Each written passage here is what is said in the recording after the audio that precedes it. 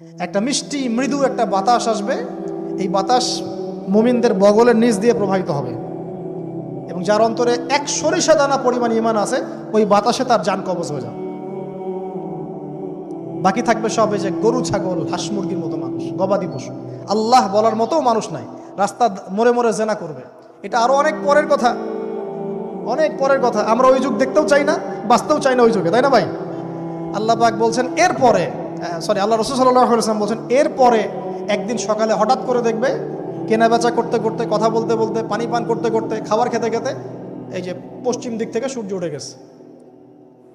তার মানে কি ওই দিন কিয়ামত হয়ে যাবে এবং এটা এত ফাস্ট হবে, এত দ্রুত হবে। আল্লাহ রাসূল সাল্লাল্লাহু আলাইহি ওয়াসাল্লাম বলেছেন যে কেউ বাসায় ফিরে যাবে, আহাল পরিবারের সাথে একটা দেখা করবে, এই সুযোগ পাবে না। একদম ইনস্ট্যান্ট ডেট ছাড়।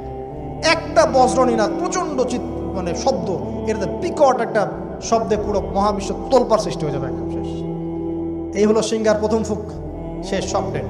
এই যে আমাদের এত বাহাদুরি, এত কিছু সব শেষ, মানে পৃথিবী আস্তে আস্তে ওর শেষের দিকে যাচ্ছে। এগুলো ভাই বিশ্বাস করেন, পৃথিবীর সমস্ত সংগঠন, জালেম, কাফের, ফাসেক, মুশরিক, মুনাফিক যা আছে পৃথিবীতে একত্রিত হয়েও এই সত্যটাকে কেউ টলাতে পারবে না। আমরা সারা মুসলমানরা মিলেও যদি এই সত্যটাকে টলাতে চাই, পারবো না। মানে আস্তে আস্তে আলটিমেট গোল এটাই পৃথিবীর। এরপরে কিয়ামত, তারপরে তো আপনারা জানেন কি হচ্ছে।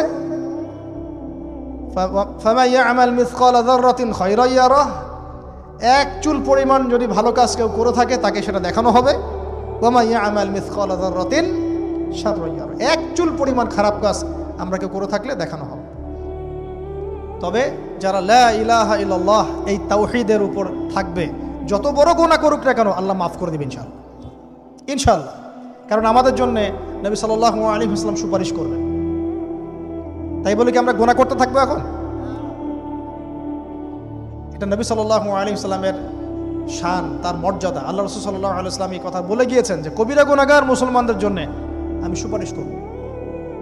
তাওহীদের উপর যারা থাকবে ইনশাআল্লাহ জান্নাত, শিরকে থাকলে, কুফরিতে থাকলে জাহান্নাম ছাড়া কোনো গতি নেই। এই হলো পৃথিবীর শেষ